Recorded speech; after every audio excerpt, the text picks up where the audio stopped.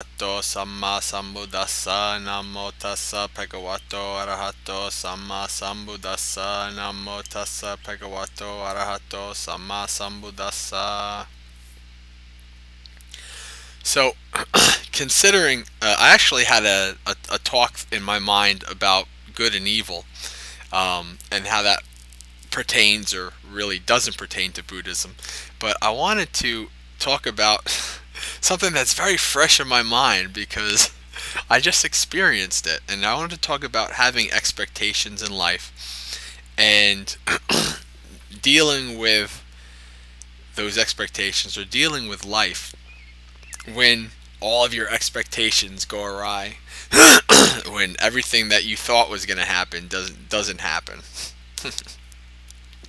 So, for example, and excuse me, I actually have given this talk before, but I think since I have some fresh live experience regarding this, I can bring it up again, and there's a few new people. But so today, I get off work at 5 o'clock, and I'm thinking to myself, all right, finally one day I'm not working late. I can I can go home, I can watch my normal 5 o'clock show and hang out with my nephew and do all these things, yada yada yada.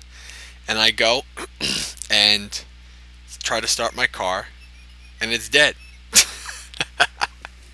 So I thought to myself, oh, okay. I mean, I knew it's a 2005. I knew the battery was from 2005, so I was gonna have to replace it. So my sister comes, picks me up. I go get a new battery. I come back, and I don't have the right tools.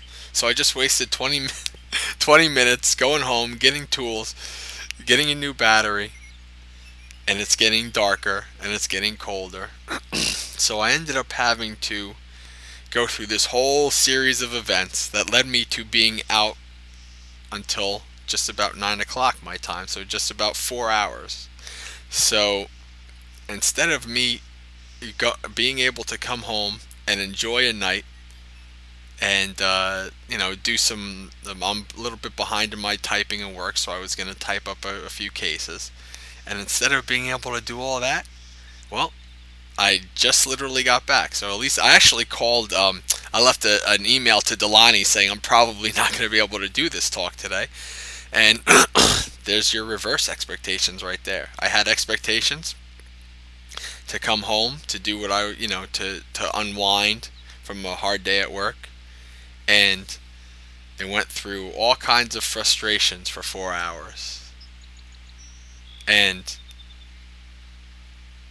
I canceled this session, and here I am. I'm actually doing this session. So having expectations in life is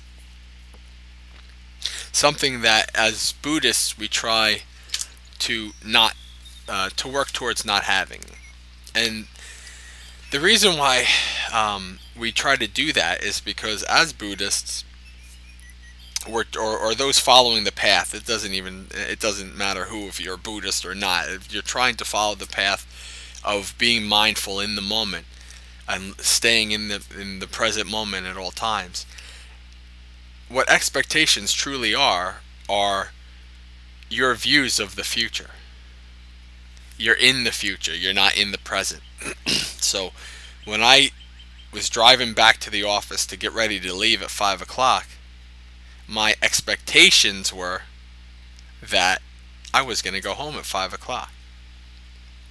And you'd think that somebody like me, who has a job where fairly often I'm ending up doing emergencies and I'm thinking I'm going home at 5, but I'm not, and I'm out till 7 or 8 or 9 doing work, you'd think that somebody like me would even necessarily subconsciously come to the point where I don't have expectations.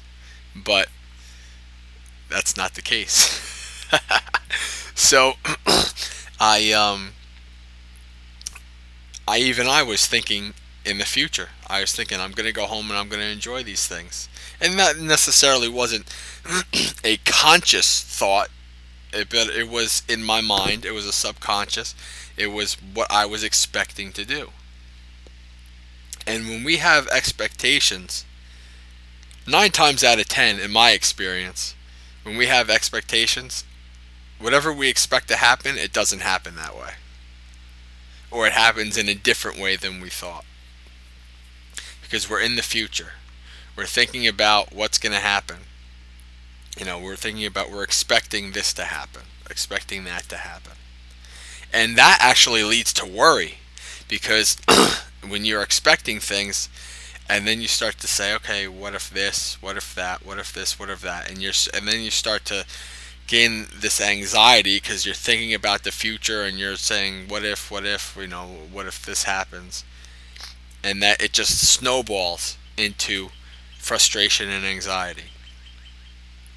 And as you start to do meditation, and you start to try to live, if you put effort towards living in the moment, it becomes a little easier.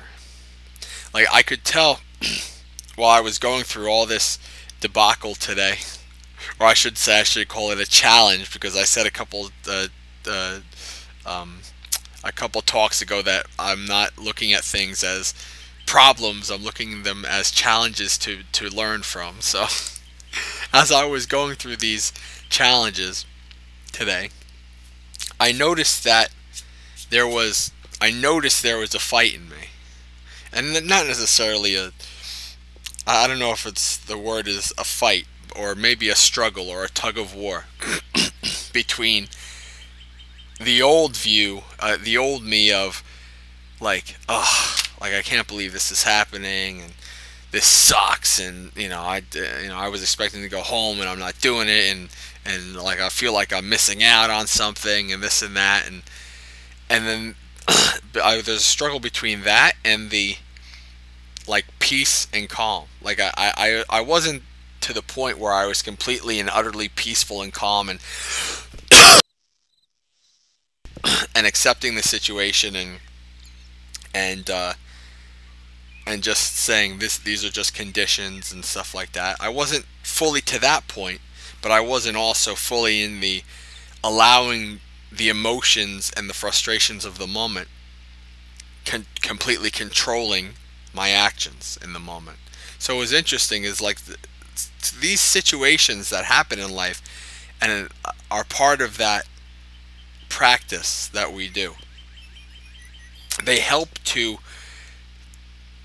us to realize that, hey, we actually are getting, pretty good in terms of our practice, or, well, there's a lot more work that we have to do, or something like that. So the key is that when you don't have the expectations of what's going to happen, there's a lot less opportunity there for you to become frustrated and to become mad and to become tired and full of anxiety. So when you go into a situation and you can, like, say you have like a big interview, a big test, a big this, a big that, we really know that the more we worry about it, the more we have expectations about whatever is coming up, the worse we're gonna make it. You always hear about the people who study less, but they weren't as worried, so they did better on the test than somebody who went nuts studying and didn't get much sleep and just was total in anxiety about it. So when you have no expectations or less expectations, then you're just there in the moment, and whatever happens, you accept, because there was no injustice as done. Because I kind of see it as, you're almost thinking of it like as injustice, like like the experience I had today. It's like, it's not just that I had to spend 4 hours in the cold and not be able to come and rest after working so hard. It's not just, that's not how things should be. But the funny thing about it is, it's how things are. That is nature. That is life. That is seeing things as they truly are. And that's what we're really trying to do with our practice. We're trying to see the reality of things. And the reality of things is that things will go out, will occur according to their own causes and conditions. And the reality is we have very little control over how these causes and conditions unfold. Very little control.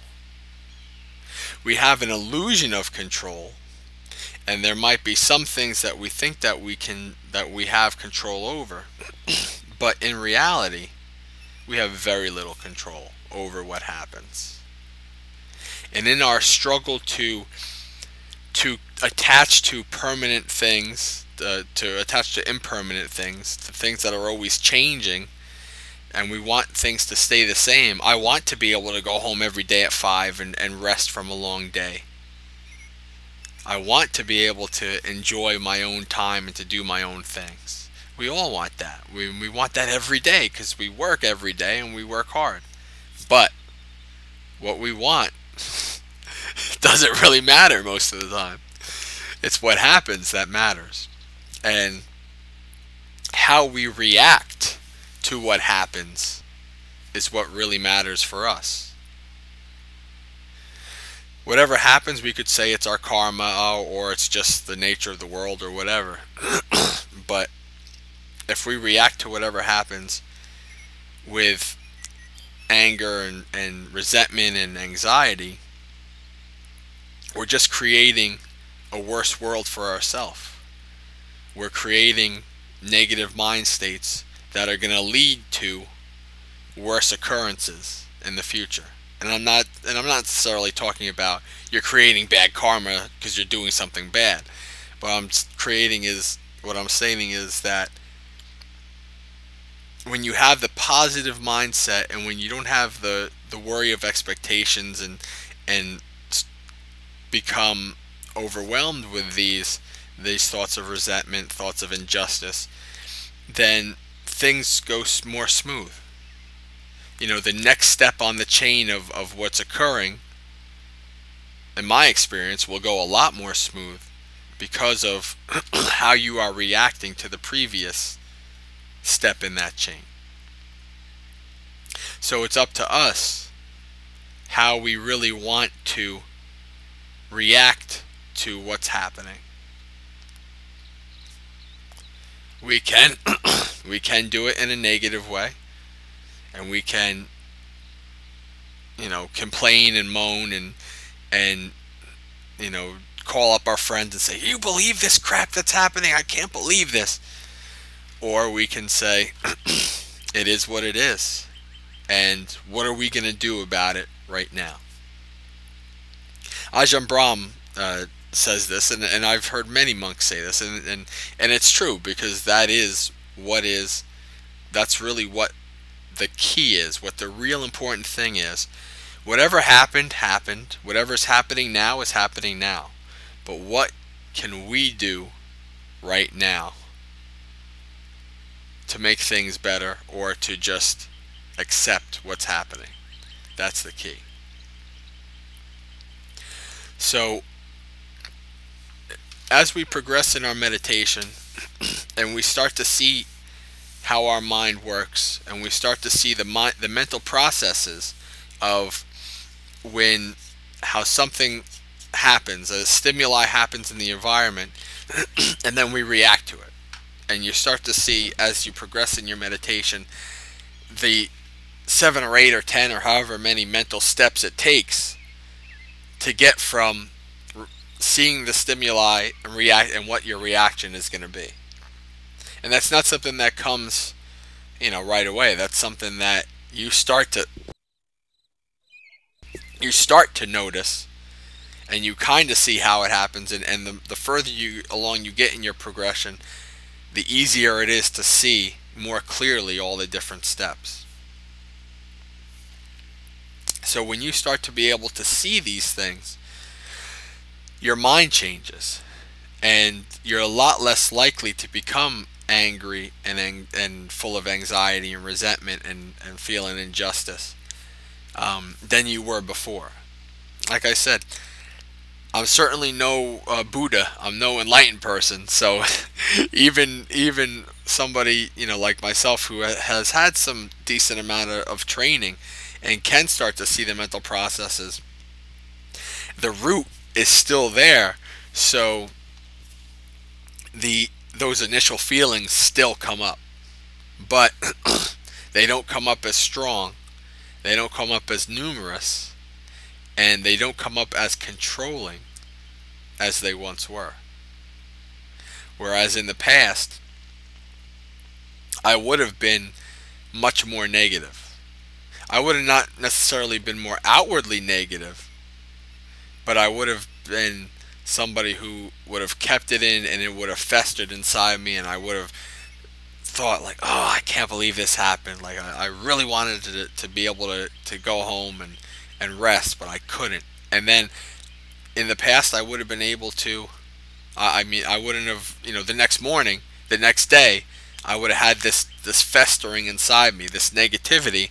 And of course, when you have that negativity, it affects how people react to that. They pick up on that thing, and incidents happen, and then it's like a snowball going downhill, and it just keeps building and building and building, and it gets bigger and bigger and bigger, and soon you're rolled over by this big snowball of negativity. And even to the point where I came, I just got back literally a little bit before 9, and I'm thinking to myself, I'm hungry, I'm tired, I'm this, I'm that, but you know what? I want to go and do my talk. I want to talk the Dhamma and show, and especially talk about what just happened, because it makes so much perfect sense. And I've talked about this before, but and used previous experiences, but it's different when it just literally happened. So you see these things, so it makes a little bit more sense, and I think I can express it a little bit better in terms of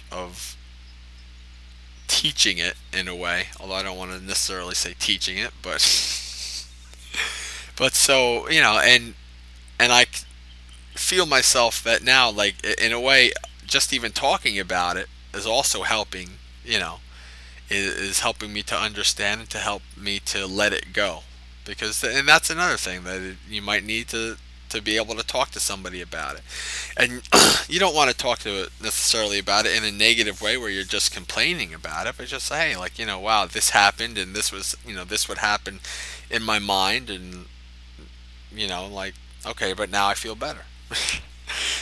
You don't want to let it fester. You don't want to let it keep going. So, but, and I know that I can go to bed hopefully with some peace tonight, and tomorrow morning I'll do my meditation in the morning, and whether it's a good meditation or a bad, that's another thing, especially if you're just starting out.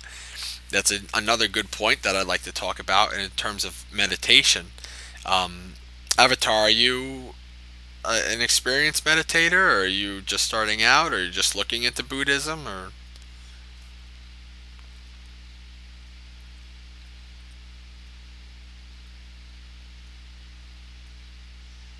Because one of the things when it comes to meditation is the perfect example for learning how to not have any expectations. It really is.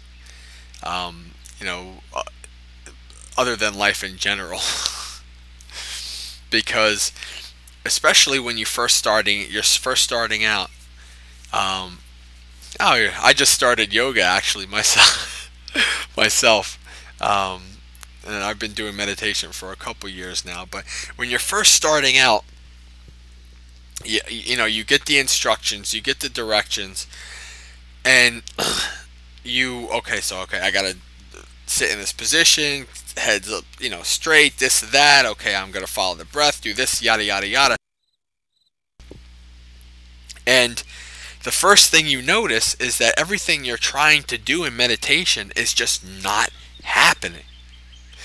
And it starts to become frustrating because you're like, okay, this is supposed to happen, that's supposed to happen, I'm supposed to do this. I can't sit for more than 5 minutes. I can't do this. I can't do that. And it gets to the point where you don't even want to meditate anymore. It becomes a chore. And I speak from experience. Yeah, exactly. Well, and that's pretty much.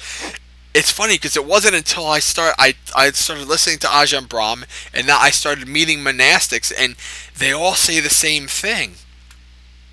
In that you really, I guess because when I first started, I wasn't able to talk to monks and have like maybe like closer, like more, teachers that I can understand, can talk to a little bit more.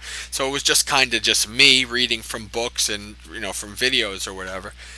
And they don't say this. They don't tell you that it's practice. It's something you're going to have to practice for, and you're going to start out and you're going to not even want to sit for more than 5 or 6 minutes because you're going to have all kinds of pains and numbness.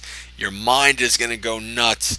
Stuff in the environment's going to happen, but you sit initially with this expectation that you're going to get this peace. That you're going to go, oh, I'm going to have so much peace and bliss, and it's going to be like, what you see on TV, where there's going to be waterfalls and angels and everything, and and I'm going to have such a good day because of it. No way. That is definitely not how it happens. Yeah. Eventually, maybe it happens. Like, I mean, a little bit in terms of my meditation history. I officially became, with the parentheses, fingers, a Buddhist 4 years ago. Actually, almost 5 years ago now in May. On Wesek, which is in May. It's the day that Buddhists celebrate the Buddha's birth, his enlightenment, his parinibbana, or death and all that. So I took the refuge and I took the precepts and all that, and I've been officially, with parentheses, a Buddhist for 4 years. I considered myself Buddhist, a believer in Buddhist philosophy and meditation and all that for probably at least 10 years, maybe a little bit more. So I've been fiddling with meditation for at least 10 years.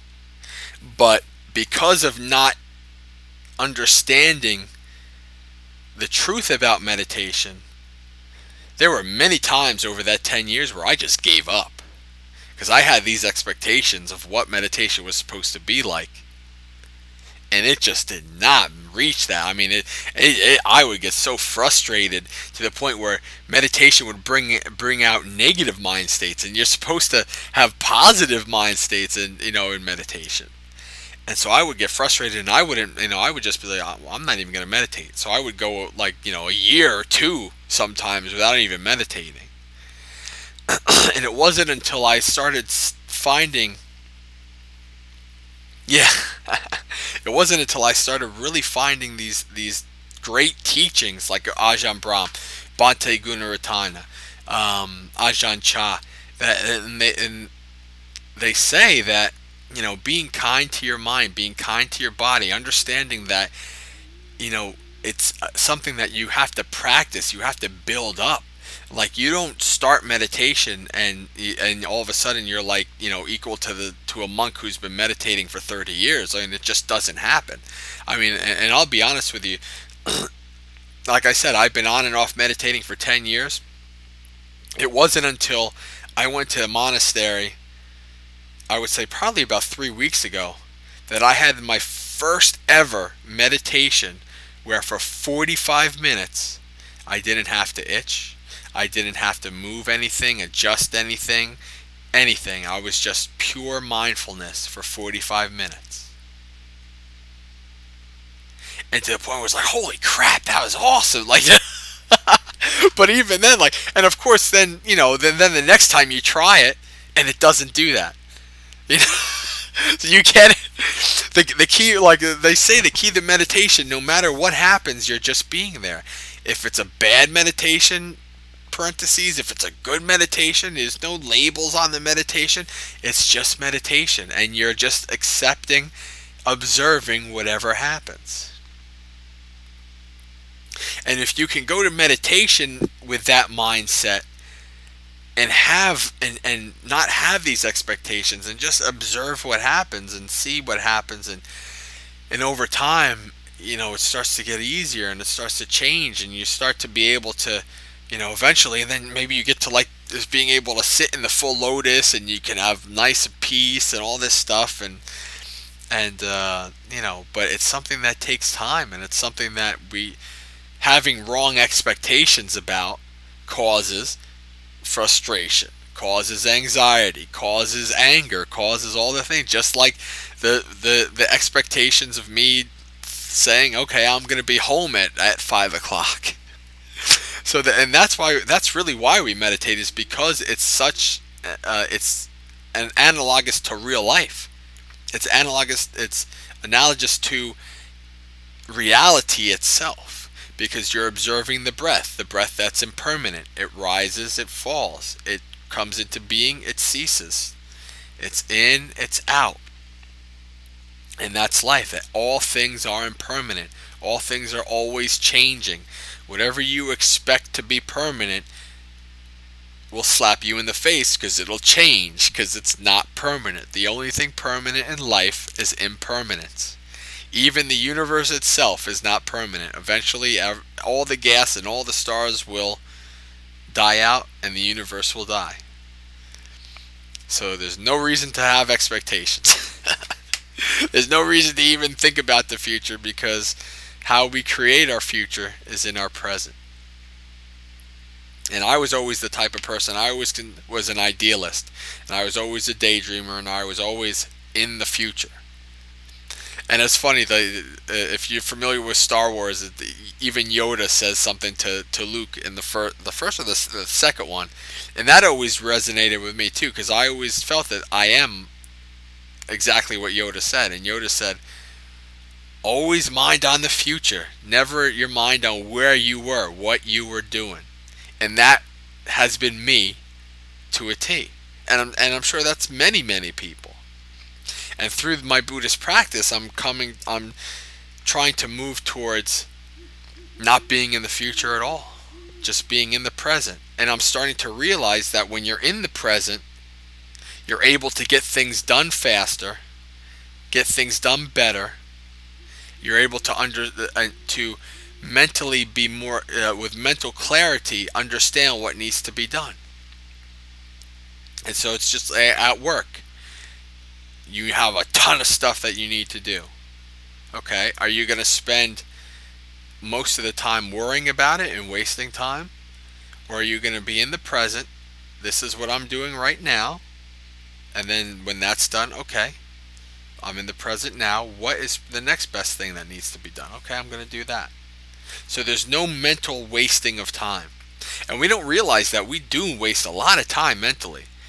Next time you're in the shower, if you're with a type that has a person that ends up in the shower a long time because you start thinking, notice that. Try to keep mindfulness in the shower.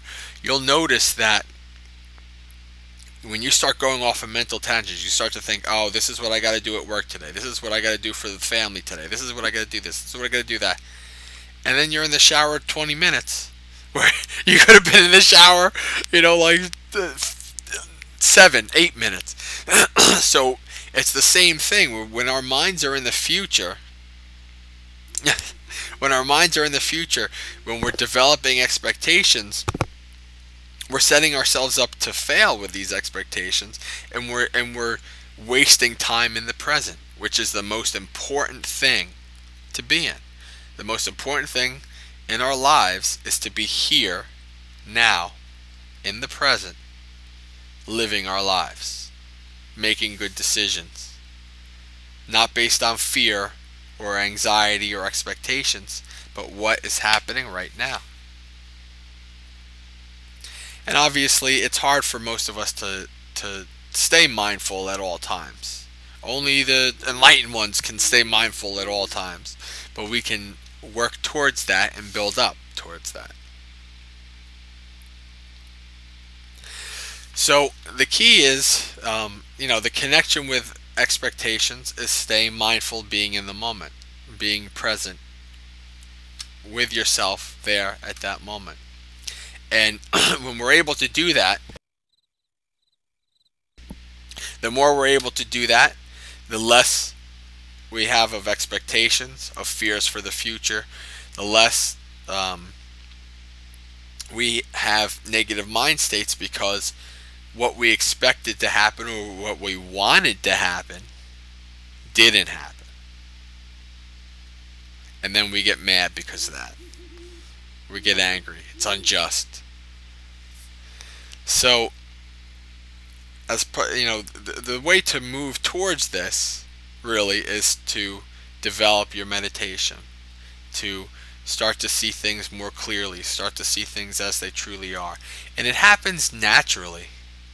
Things just happen, really. Changes in your life, when you start to develop, it happens naturally.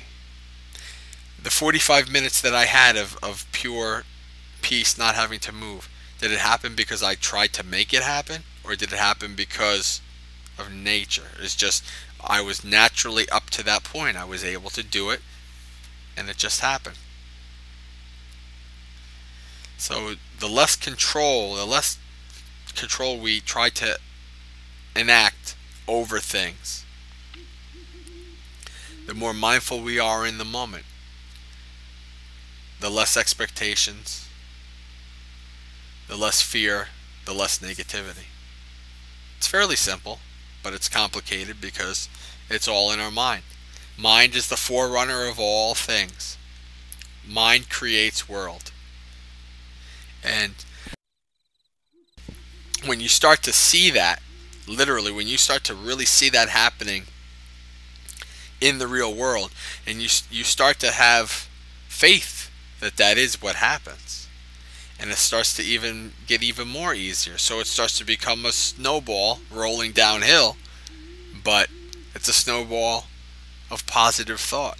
It's a snowball of knowing, starting to see and know how things really are, and letting go of that snowball. Let it just keep going, and say, bye snowball, whatever happens. So I guess that's pretty much it. Unless there's any comments or questions or anything like that, if you want to talk about something, we can definitely do that. But thank you for coming to the talk. So.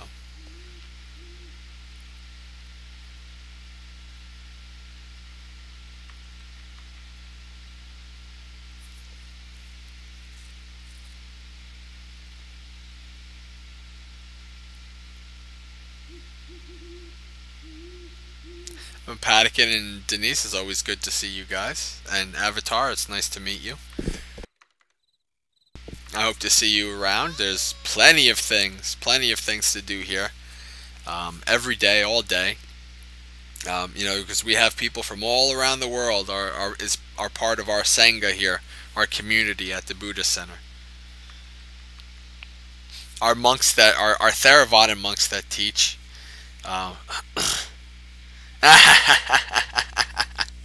Yeah, oh, I know. No, of course.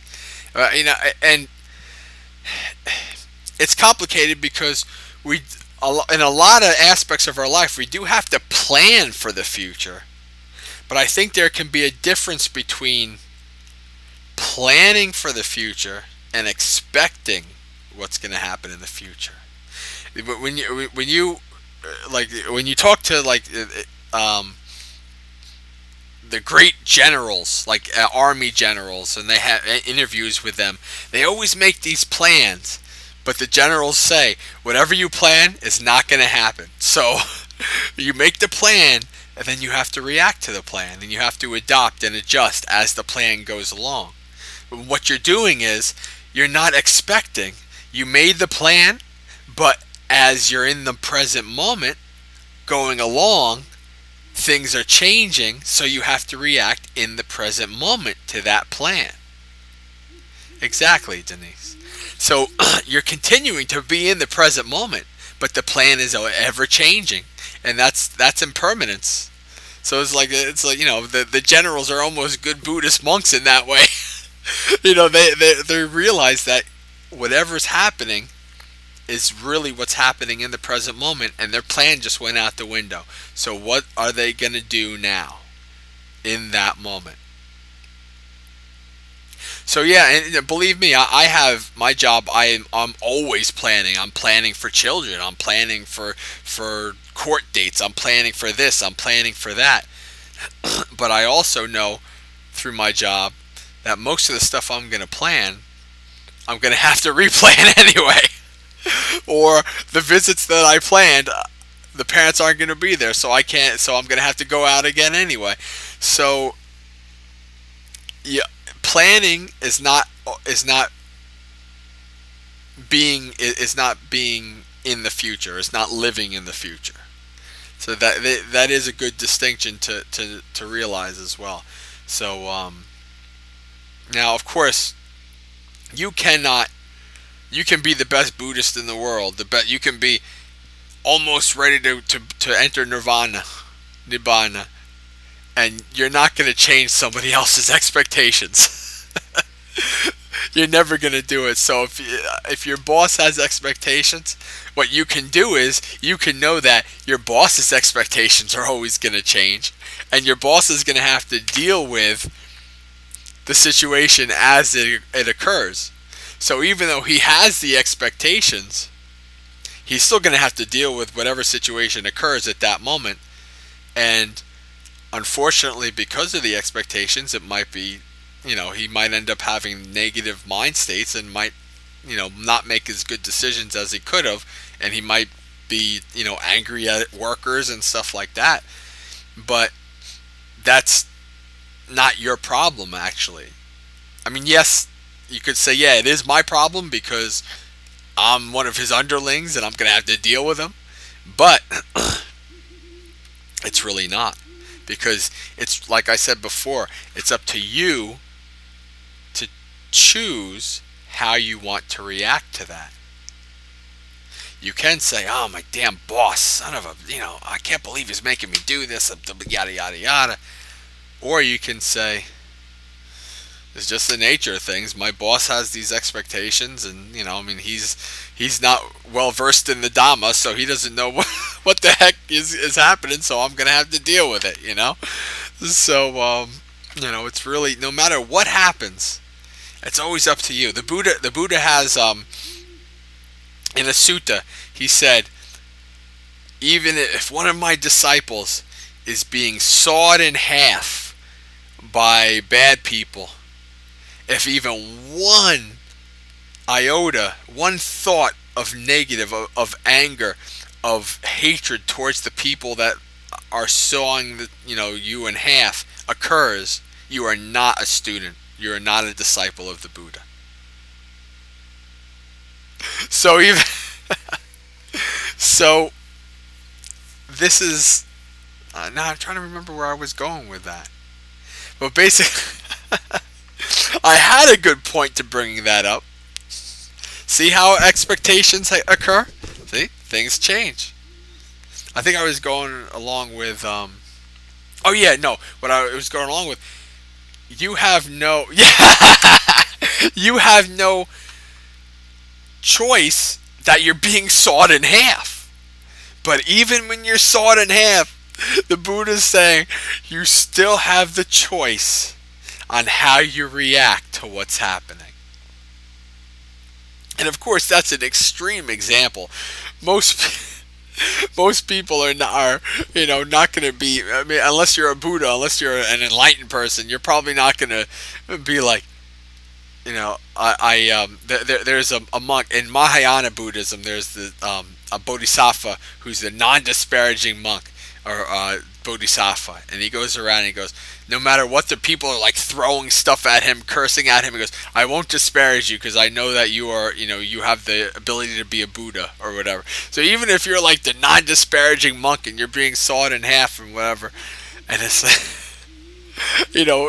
could we really have no hatred, anger, delusion, ill will towards these people while we're being sawed in half? For most of us, for most all of us, no, of course not. We would still have that. And that is why we're going to be reborn after we get sawed in half and die.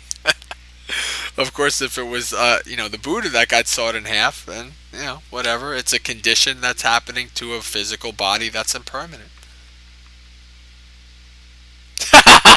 Denise. I love that look because that is the look that we would all give, like, huh? That's great. Oh boy. I'm definitely getting tired, I can tell. I'm getting a little kooky, but okay. Well, unfortunately, many people are tortured throughout the planet on a daily basis. And Buddhism, a lot of Buddhist texts talk about how our mindset is at our death can determine a lot of where we're reborn and all that stuff. So that can be interesting. I don't know.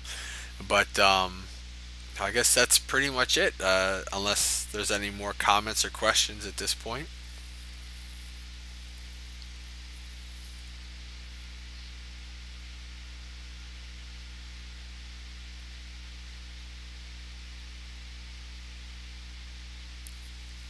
Oh, I'm glad. I'm glad to. Always glad to help, and thank you guys for listening, because I'm sure that's helped my mind state as well.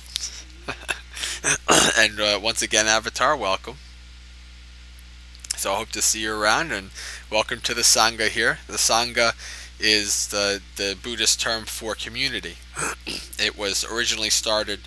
The word was originally used for the monks and the nuns, but over the millennia has come to mean the monks, the nuns, the laymen, and the laywomen of Buddhists. So, or the fourfold assembly, as they call it. So, welcome to our Sangha, and I hope you, find what you're looking for and get out of it what you want. So, thank you very much. Until next time, much metta to you all, and Sukhi Hantu, may you be happy. Don't say as always. Then I'm going to have to start fighting more ego and arrogance. I'm going to have expectations that my next talk's going to be really good, and that's going to suck. I've actually had that for a talk in the past. It's like, oh, I think this is going to be a good talk, and then after I'm like, yeah, nah, that was probably not so good. So no matter what, expectations can bite you in the back. So again, much metta and Sukhi Hantu.